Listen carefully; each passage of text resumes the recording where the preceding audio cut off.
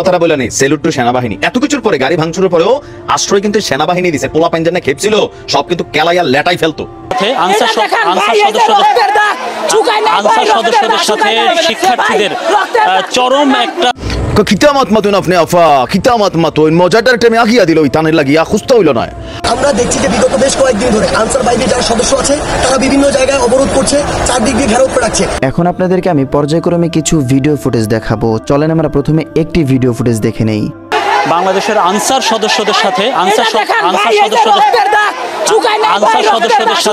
শিক্ষার্থীদের চরম একটা ঝামেলা হচ্ছে, সংঘর্ষ হচ্ছে এবং এই সংঘর্ষে বেশ কয়েকজন আহত হয়েছে। আনসারদের পক্ষ থেকে শিক্ষার্থীদের এদিকে গুলি করা হচ্ছে। আমরা যদি একটু শুরু থেকে বলি যে আজকে গত 2-3 দিন ধরে বিভিন্ন জায়গায়, রাজধানী সহ বিভিন্ন জায়গায় আনসার সদস্যরা তাদের চাকরি কেন্দ্রিক একটি সমস্যা নিয়ে আন্দোলন করছে। তো আন্দোলনের এক পর্যায়ে আজকে তারা দিনভর সচিবালয়ের সামনে ঘেরাও করে রেখেছিল এবং সচিবালয়ের সামনে ঘেরাও করে এক পর্যায়ে সচিবালয়ের ভেতরে সে দুপুর থেকে মোটামুটি বলা যায় যে অবরুদ্ধ করে রেখেছিল পুরো সচিবালয় কেন্দ্রিক সবাইকে। সবশেষ স্বরাষ্ট্র মন্ত্রণালয় থেকে জানানো হয়েছিল, স্বরাষ্ট্র উপদেষ্টা এক প্রেস রিলিজ দিয়ে জানিয়েছিলেন যে আনসারদের যে বিভিন্ন দাবি দেওয়া ছিল এই দাবি দেওয়া পূরণ করা হচ্ছে বা হবে। তো তারপরে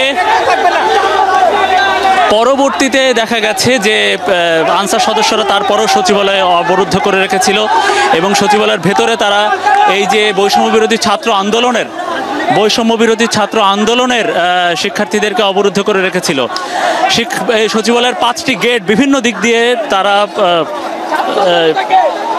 তারা বন্ধ করে রাখে, অবরুদ্ধ করে রাখে। পরবর্তীতে এই বিভিন্ন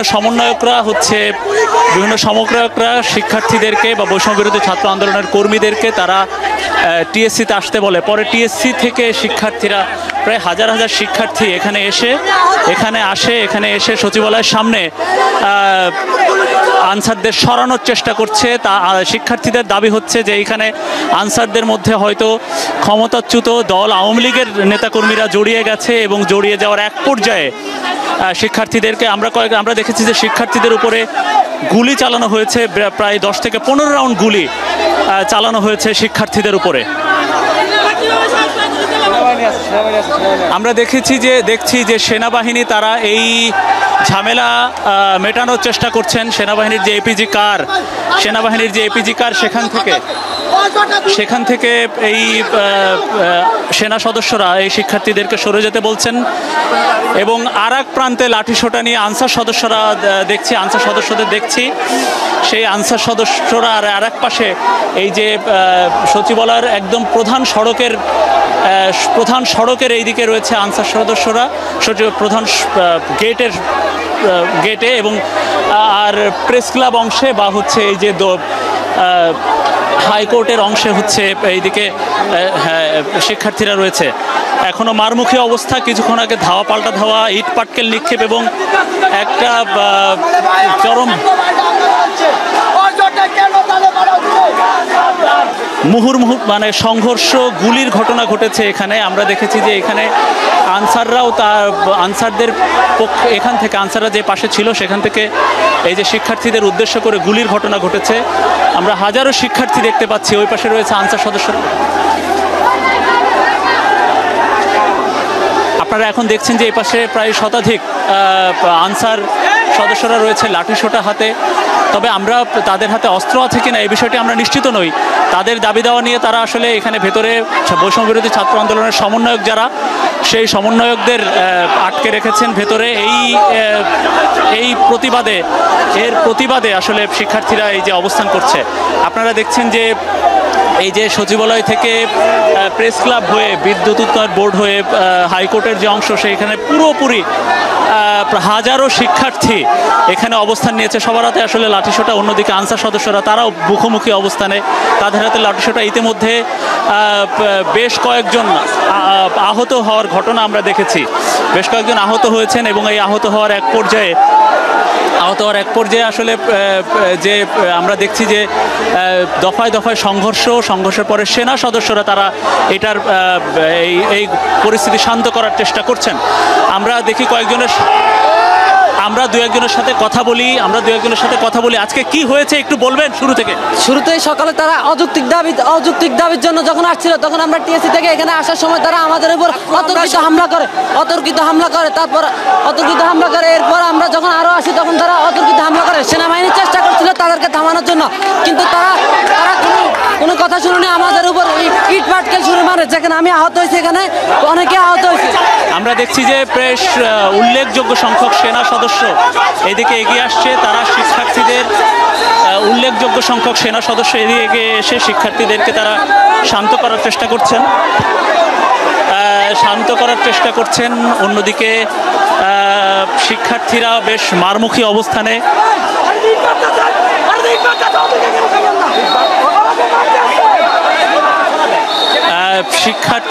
শিক্ষার্থীরা বিভিন্ন দিক থেকে মোটামুটি অবস্থান নিয়ে ওসমানী স্মৃতি মিলনায়তনের ওই দিক দিয়ে ইট পাটকেল নিক্ষেপ হচ্ছে, সচিবালয়ের সামনের এদিক দিয়ে ইট পাটকেল নিক্ষেপ হচ্ছে। অন্যদিকে শিক্ষার্থীরা মোটামুটি মারমুখী অবস্থানে, আনসাররাও তারাও তাই। তাদের দুই পক্ষকে থামাতে চেষ্টা করছে সেনা সদস্যরা। খুবই বিশৃঙ্খল একটা পরিবেশ। আসলে শিক্ষার্থীরা দাবি জানাচ্ছে যে আনসারের ভেতরে ছাত্রলীগ কর্মীরা ঢুকে গেছে, যারা সে ক্ষমতাচ্যুত পক্ষ গত কয়েকদিন আগে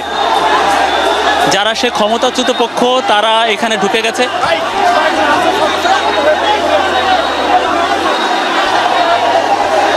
আসলে এই যে দফায় দফায় সংঘর্ষের এক পর্যায়ে মোটামুটি এই যে সেনা সদস্যরা তারা এখন পরিস্থিতি নিয়ন্ত্রণের দিকে।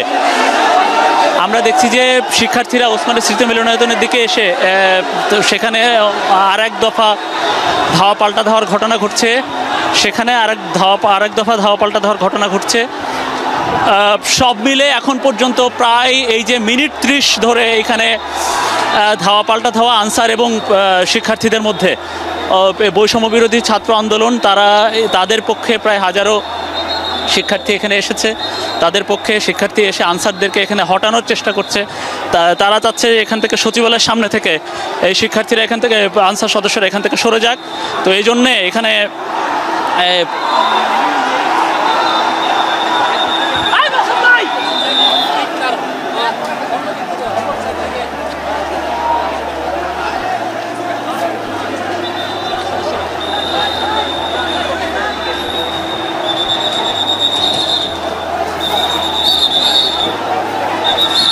আমরা দেখছি যে ভেতরে কিছু শিক্ষার্থী অবস্থান নিয়েছিল, তারা এখান থেকে বেরিয়ে আসছে।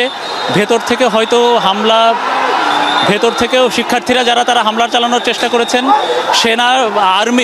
সেনা সদস্যরা আনসারদেরকে সরানোর চেষ্টা করেছে এবং আরও দুই পক্ষ বিভিন্নভাবে চেষ্টা করছে এখানে এদেরকে সরিয়ে দিতে। এবং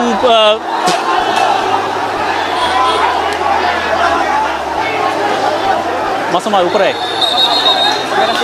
ডানে ডানে ডানে ডানে ডানে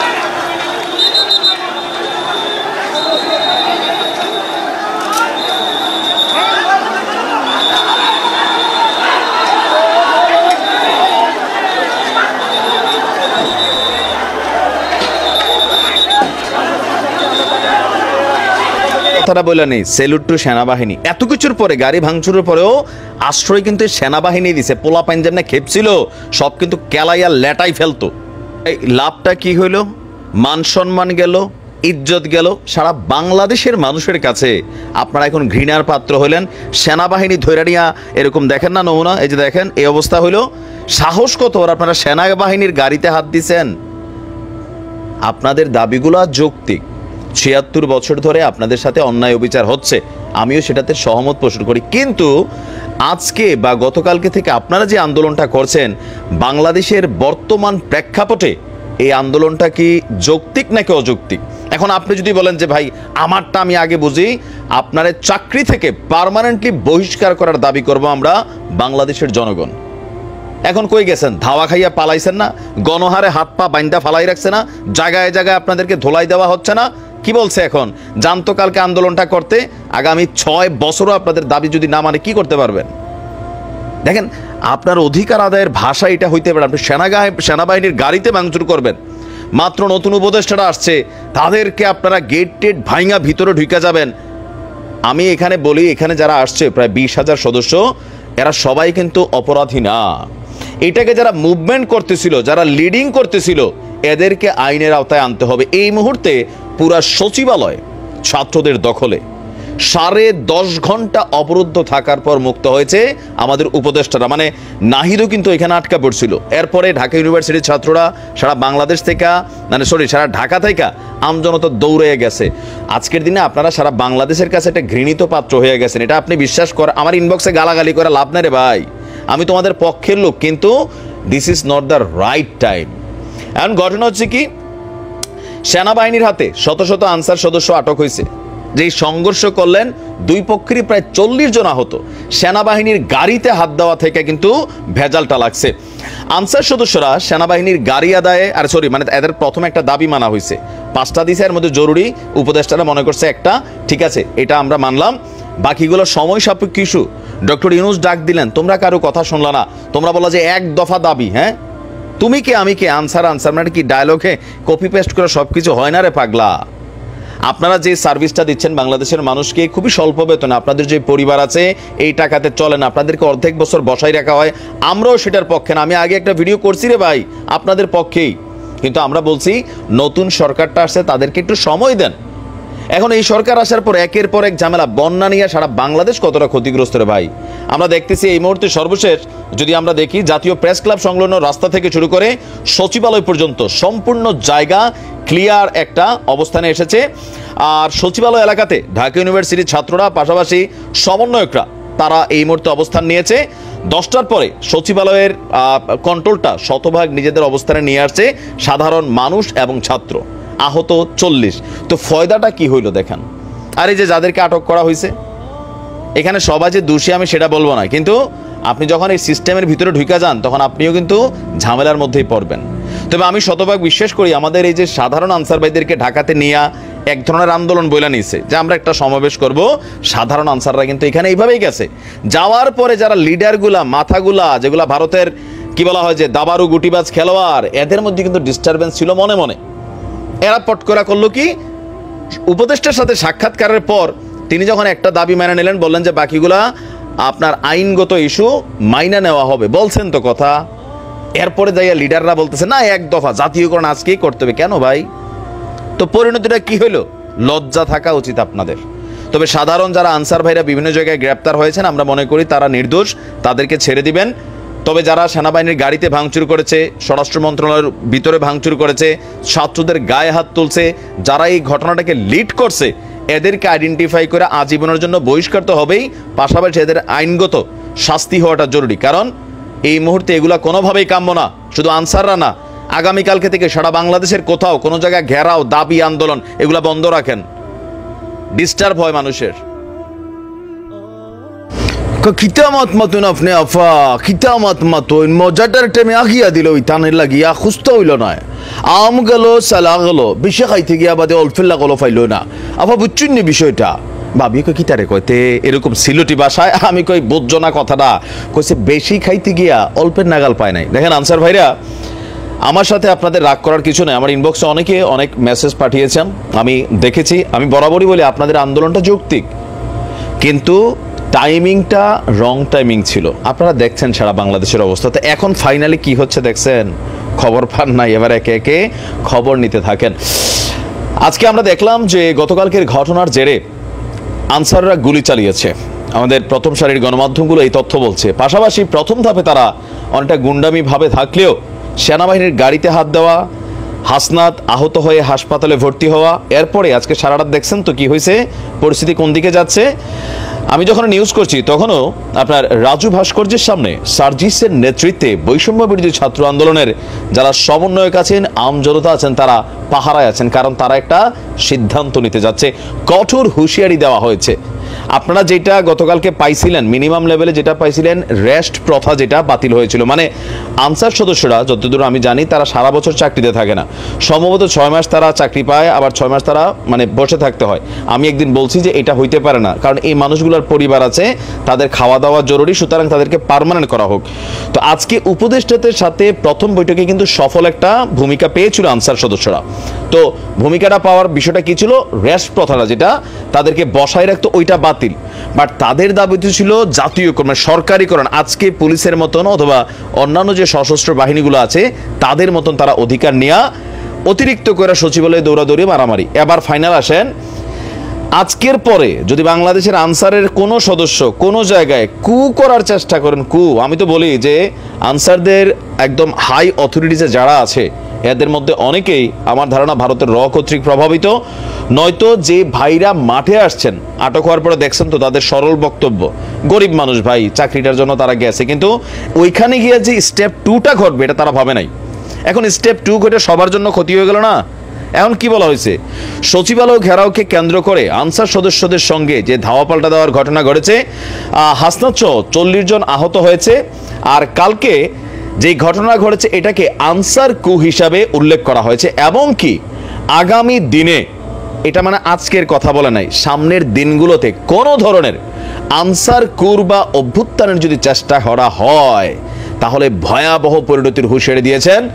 একটা দিছে সার্জিস হাত ভাঙা দিবে, সে তো সরকারে নাই, সে বলতে পারে, কিন্তু সরকারে থাকা কি উপদেষ্টা আসিফ, সে বলছে যে এদের প্রত্যেকের ভয়াবহ পরিণতি আসতে যাচ্ছে। ইভেন যেই সকল আনসার সদস্যরা ছাত্রদের গায়ে হাত তুলেছে, সেনাবাহিনীর গাড়ি ভাঙচুর করেছে, গুলি চালিয়েছে, ফুটেজ আছে, প্রত্যেককে গ্রেপ্তার করা হবে। ইভেন যতটুকু কালকে পাইছিল এটা নিয়ে ধরেন হয়তো নেগোসিয়েশন করার জন্য সামনে 2 দিন 4 দিন বা 1 সপ্তাহ পরে আরেকটু সুন্দরভাবে লিখিতভাবে, যেমনটা ডক্টর ইউনূস সাহেব বলছিলেন যে আপনারা লিখিতভাবে আমাদের কাছে আসবেন, আইনগত ইস্যু আছে, আমরা টেকনিক্যালি বিষয়গুলোকে সামনে আনবো। কিন্তু এখন তো আর ভাই কোনো ইস্যুই নাই।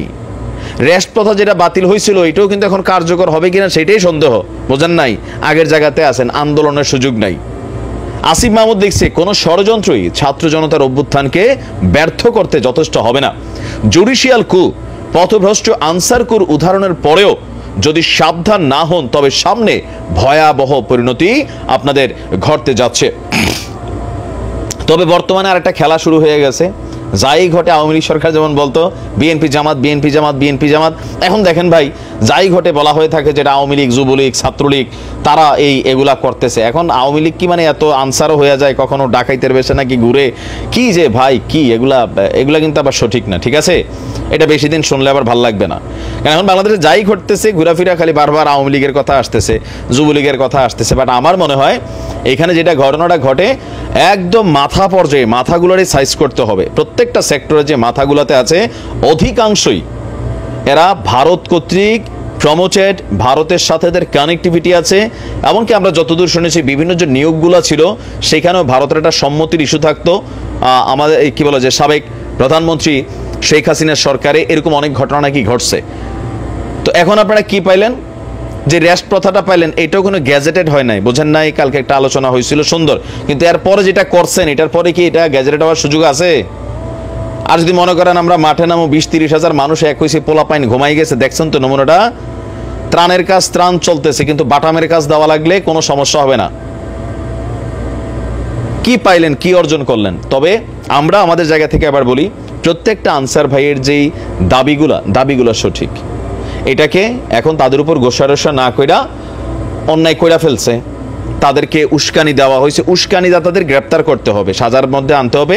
বাট বাকি যারা গরিব মানুষ, গরিব ঘরের সন্তান, 6 মাস চাকরিতে থাকে, 6 মাস থাকে না, একটা পরিবার আছে প্রত্যেকটা পুরুষের, সেই জায়গা থেকে পেটের দায়ে নামছিল, তবে তারা বুঝতে পারে নাই যে এখানে সেরকম কিছু হবে। তো সামনে থেকে উপর থেকে ডাক দিলে দৌড় দিয়েন না, পরে নিজেরও বিপদে পড়বেন। হ্যাঁ, মিনিমাম যে চাকরি আছে সেটাও থাকবে না। তবে আমরা ডক্টর ইউনূসের সরকারের কাছে আবেদন জানাচ্ছি আনসারদের পক্ষ থেকে যে এখন একটু গোসা টাইম বা এখন একটা অস্থির সিচুয়েশন, সবকিছু একটু ঠান্ডা হলে ইনশাল্লাহ আনসার ভাইদের যে দাবি দাওয়াগুলো সেগুলো যেন পূরণ করা হয়। ভালো থাকুন, আসসালামু আলাইকুম।